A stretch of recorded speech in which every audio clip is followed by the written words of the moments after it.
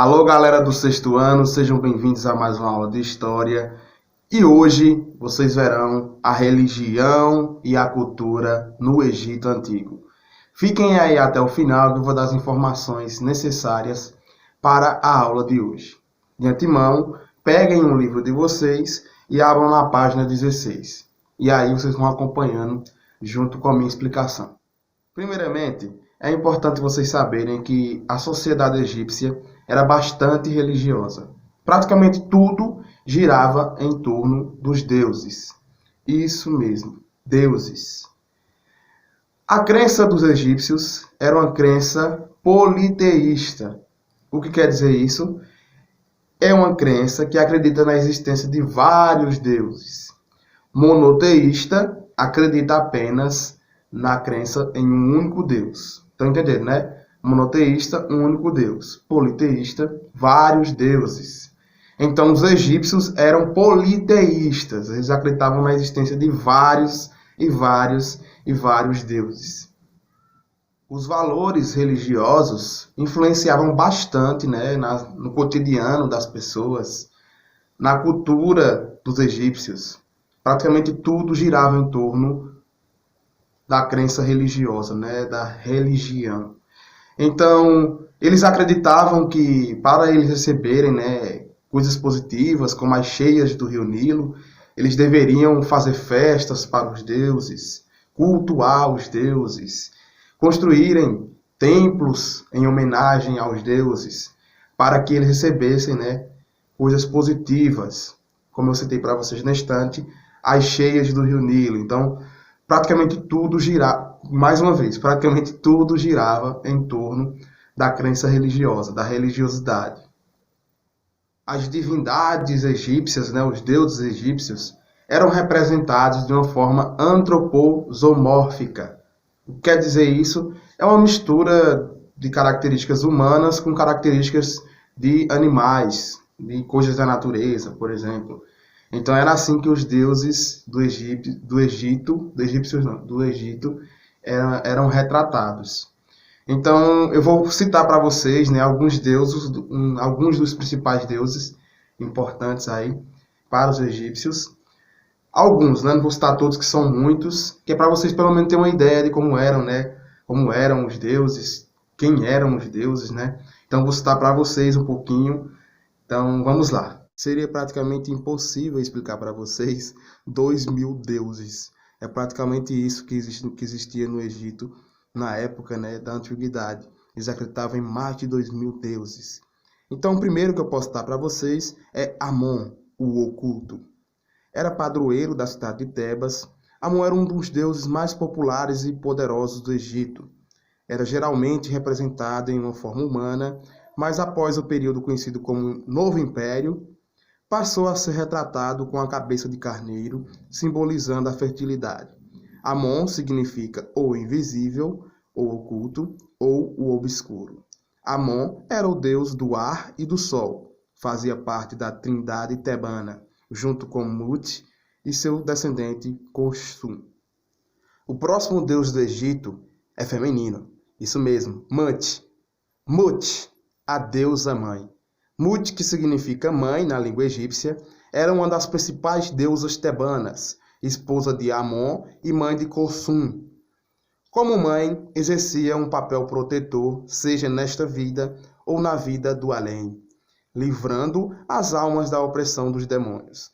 Venerada como a grande mãe divina, Mut era geralmente descrita como uma mulher usando duas coroas na cabeça, representando a união do Alto e do Baixo Egito. Às vezes, ela também era retratada com a cabeça ou corpo de um abutre, ou como uma vaca, pois posteriormente ela se fundiu com Hathor, outra grande mãe divina, que era geralmente representada como uma mulher com o rosto e chifres de vaca. Vocês conhecem o deus Osíris? Isso mesmo, o Senhor dos Mortos. Osíris era adorado no Egito como deus da vida após morte, visto que os egípcios acreditavam na continuação da vida em outro plano. Na mitologia egípcia, logo após a criação do mundo, o deus da terra, Zeb, e a deusa do céu, Nut, geraram filhos, entre eles Osíris, que se tornou governador da terra. Ele se casou com sua irmã Ísis. Enciumado com o sucesso de seu governo, seu irmão Sete o assassinou. Porém, usando de mágica, Ísis conseguiu trazê-lo de volta à vida. Horus, seu filho com Ísis, foi o responsável por vingar sua morte. Seu herdeiro se tornou então o novo rei do Egito, enquanto Osíris desceu ao submundo, tornando-se o juiz e senhor dos mortos. Deus Sete, o deus do caos. Sete era o deus do deserto e das tempestades, que mais tarde também foi associado ao caos e à escuridão. Ele era descrito como um homem com a cabeça de cão e cauda bifurcada, mas às vezes ele também era representado como um porco, crocodilo, escorpião ou hipopótamo. É personagem importante da lenda de Osíris e Ísis, tendo sido ele o autor do primeiro assassinato do mundo. Como resultado da crescente popularidade do culto a Osíris, Sete foi demonizado e suas imagens foram removidas dos templos. No entanto, em algumas partes do Egito Antigo, ele continuou a ser adorado como uma das principais divindades. A deusa Ísis, a deusa da ressurreição.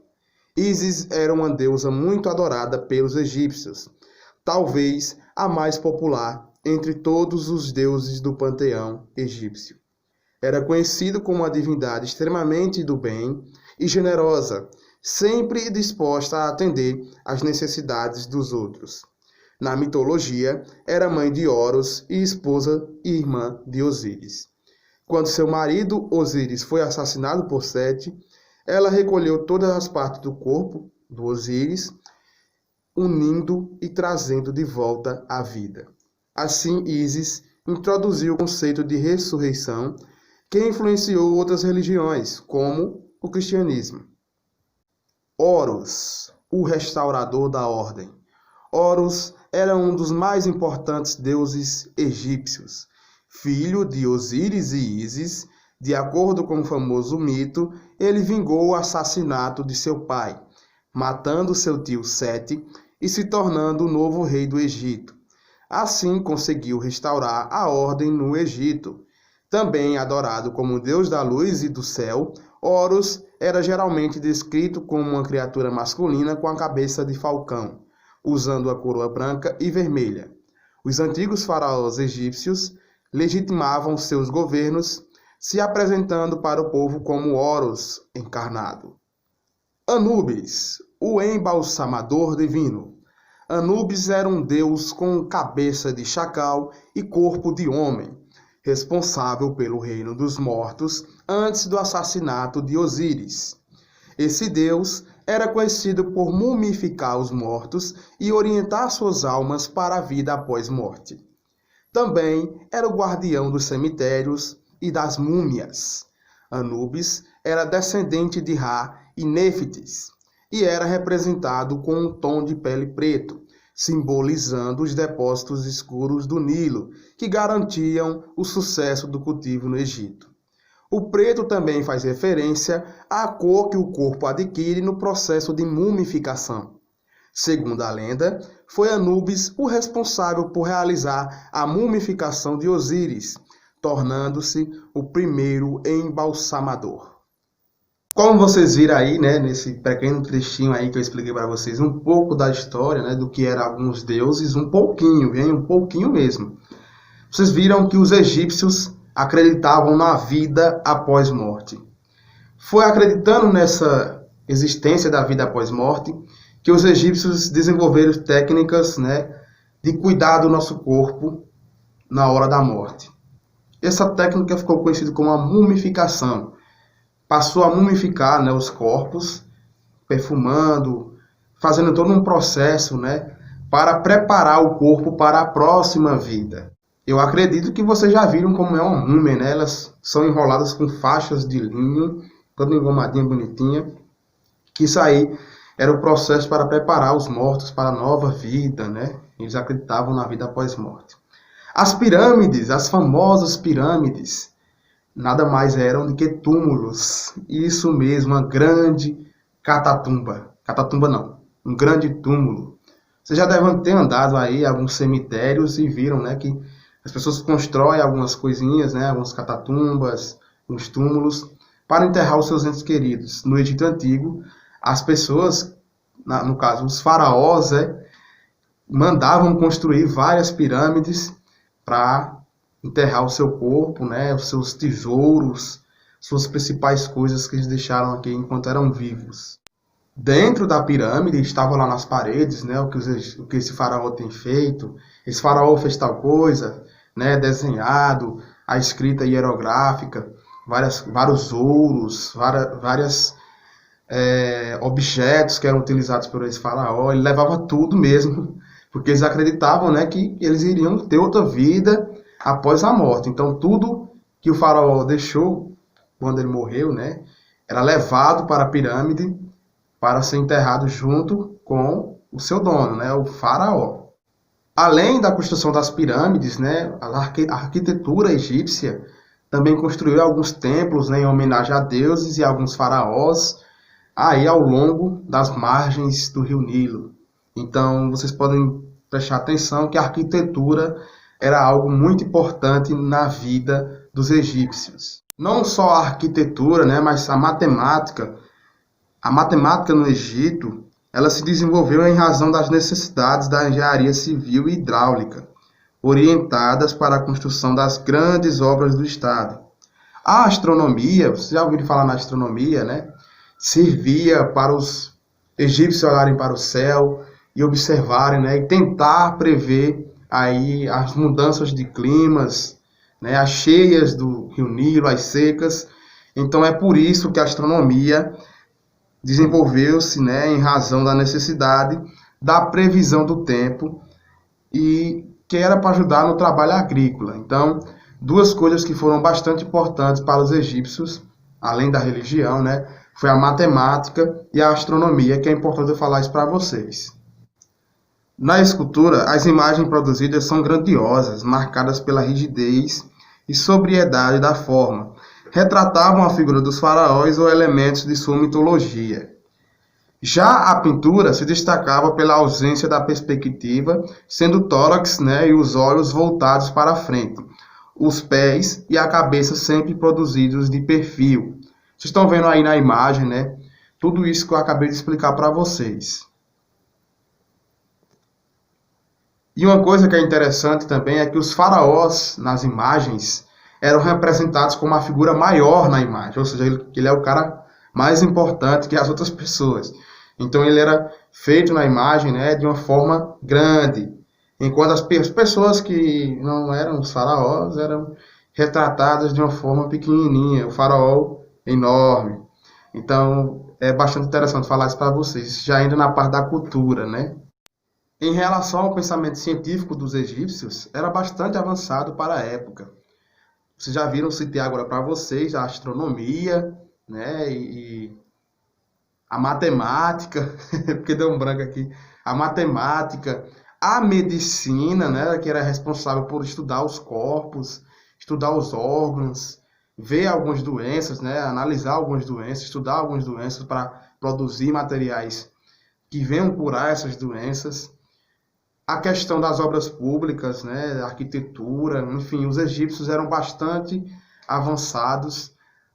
Eu acho que não eram bastante avançados, né? Eram o que eram na sua época, né? Desenvolveram várias práticas interessantes que serviram de influência para outras civilizações que surgiram ali próximo. Então, pessoal, essa foi a nossa aula de hoje. Eu agora vou explicar as páginas da leitura, ó, o livro está aqui. Página 16, página 17. Aí na página 18, vocês vão responder a parada obrigatória, não vão responder o passo a passo, apenas a parada obrigatória da página 18, página 18 e página 19. Parada obrigatória da página 18, da página 19. Apenas a questão 10, 11 e 12. Na questão 10, vocês vão explicar quais foram os tipos de escrita desenvolvidas pelos egípcios. São 3. Eu acho que no outro vídeo eu expliquei esses 3 tipos de escritas. Na 11ª, né, vocês vão explicar aí as duas formas, né, a matemática e a astronomia, para que elas eram utilizadas no Egito. Tá aí também na leitura, vocês também podem ver aí o meu vídeo explicando esse vídeo de hoje, explicando um pouquinho sobre isso. E na 12ª, vocês vão explicar, né, qual é essa cena, o que é que está sendo representado nessa cena, e vocês vão explicar um pouquinho do que é essa cena, tá certo? Ela representa alguma coisa no Egito Antigo, vocês sabem, eu também falei isso no vídeo. Então vocês vão explicar isso, tá certo? Então até mais, espero que vocês tenham gostado, e fiquem na paz, com amor, e se cuidem, tá certo, pessoal?